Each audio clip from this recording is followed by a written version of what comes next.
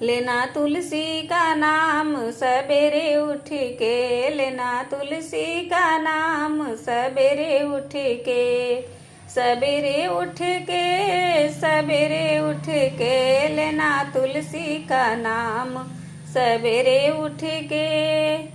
राम जी के अंगना में तुलसी का गमला, राम जी के अंगना में तुलसी का गमला, सीता जलवा चढ़ावे सवेरे उठ के, सीता जलवा चढ़ावे सवेरे उठ के, सीता दियवा जलावे सवेरे उठ के, सीता दियवा जलावे सवेरे उठ के।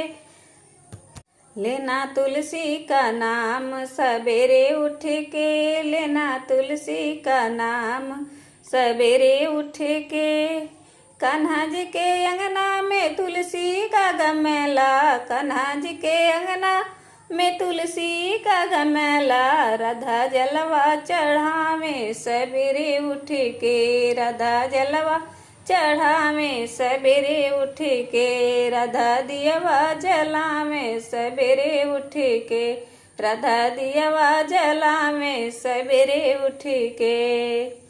लेना तुलसी का नाम सवेरे उठ के, लेना तुलसी का नाम सवेरे उठ के।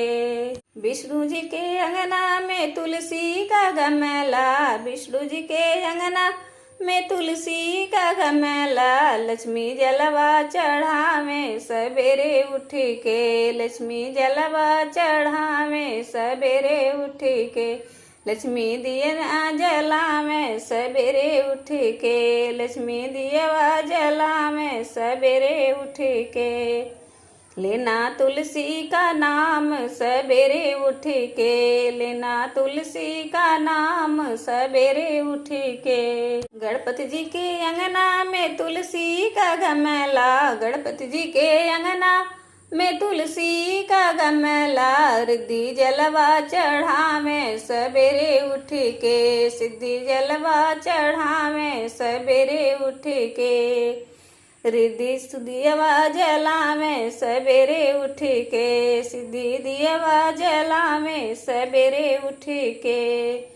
लेना तुलसी का नाम सवेरे उठ के, लेना तुलसी का नाम सवेरे उठ के। भोले जी के अंगना में तुलसी का गमला, भोले जी के अंगना में तुलसी का गमला, गौरा जलवा चढ़ावे सवेरे उठ के, गौरा जलवा चढ़ावे सवेरे उठ के, गौरा दियवा जलावे सवेरे उठ के, गौरा दियवा जलावे सवेरे उठ के। लेना तुलसी का नाम सवेरे उठ के, लेना तुलसी का नाम सवेरे उठ के।